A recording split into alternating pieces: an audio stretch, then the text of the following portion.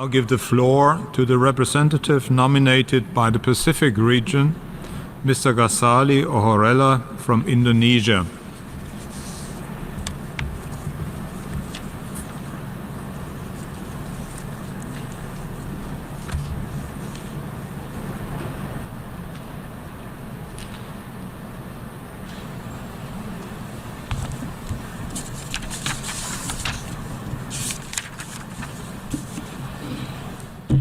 Tabaya upuelai, upumata binani, kai muru makau bay holenusainei, tunai kai atet lebui, nunusaku saka ite pusumi menamuria.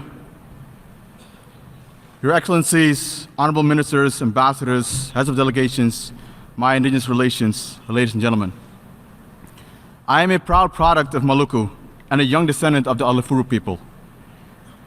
It is with great privilege and humility that I stand here before you on this remarkable day on behalf of the Pacific Indigenous region to celebrate the anniversary with all of you, the anniversary of a normative shift, a major accomplishment that occurred 10 years ago in this hall before the eyes of the world. The United Nations chose to change its attitude and committed to no longer interact with the hostile flag of conquest vis-a-vis indigenous peoples. It went from consideration to commitment and recommitment as the General Assembly adopted the World Conference Outcome Document in 2014. The commitment and recommitment that has been a long time coming did not occur without a sacrifice. We will not be in this hall of power without those that showed unyielding determination and extraordinary work towards the development of the UN Declaration. Amongst others, Chief Oren Lyons, whose words still resonate within me, Grand Chief Ed John, Grand Chief Wilton Littlechild, our Permanent Forum member Les Malizer, Kenneth Deere, Professor James Anaya, and John Bernard Henriksen. And our Pacific champions, people from the likes of Victor Kashepo, Tracy Fare, Moana Jackson, Mililani Trask, Palpina Shaureka, Claire Charters, and many, many more across this beautiful planet. Had it not been for their tireless efforts in awakening our conscience of decolonization, demilitarization, and general leadership, we would not have the opportunity to be here today. We can never fully repay the sacrifices of those who dedicate their lives for our rights. But today, and every day forward, we can honor their sacrifice, which we must. We must honor them by continuing our work and aspire to follow the example they have set. And that is partly the reason why I stand here today, to celebrate with you all the fruits of that work. Much appreciation goes to the UN treaty bodies that rely on the Declaration to interpret indigenous people's human rights and related national obligations, and to recognize those states that have joined the consensus. However, we continue to face problems. We see an increasing lack of political will, lack of knowledge of the Declaration, and lack of adequate interpretation of indigenous people's rights. And the actions vary between progressive legislation to abuses. Many indigenous peoples in the Pacific are not only on the front lines of climate change, like in Tuvalu, entrenched to protect our ancestral lands, territories, and resources and waters, like in Maluku and West Papua. We are also disproportionately subject to the criminal justice systems, like in Australia and New Zealand, and facing extreme poverty, increased suicide, and deteriorating health across the region.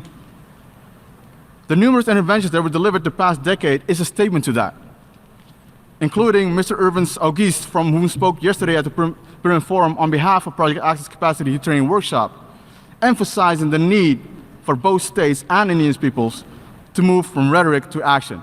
We share that point of view. The consistent song of the past 10 years is the use of domestic law or national legislation as a way of circumventing international human rights obligations. Therefore, I take this opportunity to remind the international community that it is required to interpret the UN Declaration according to the nature of human rights. The provisions all assert to be exercised by virtue of self-determination in a fashion consistent with international law. Therefore, this consistency overrules inconsistent legislation on the domestic level. The provisions are interrelated, universal, interconnected, indivisible, and interdependent, and implementation is the priority. Your Excellencies, Honorable Ministers, Heads of Delegations, Indigenous Relations, ladies and gentlemen, the existing and vibrant energy of the Indigenous movement is ignited every time we engage with the United Nations to work towards achieving the ends of the Declaration, whether it is in Geneva, Paris, Bonn, Germany, or right here in New York City. Today, we have the unique opportunity and privilege to summon and reaffirm the positive energy written within the text of each letter in the Declaration. Now is the time. This is our time. This is a time where we continue to carry our work together. This is a time where we shall overcome challenges. We will continue to do what's hard and achieve what is great for a better future. This is a time where we widen the circle of opportunity and deepen the meaning of our rights. Because the Declaration is more than the minimum standard. It is a map in the stars where we can realize the dreams of our ancestors.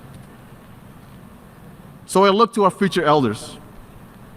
Persist in realizing your ancestors' dreams and your dreams. Breathe life into the UN Declaration. Keep breathing life with Kia ora. Hold on to your Aina for the next generations. Continue your national aspirations with Mena Muria. Keep throat singing in Russia. Keep wearing your gakti in Sapmi. Keep playing the pife in Brazil.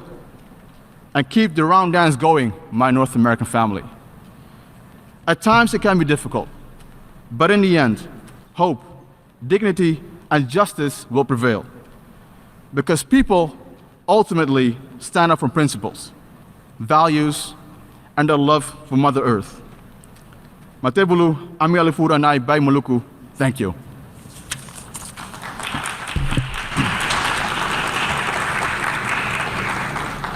I thank the distinguished representative of the Pacific region.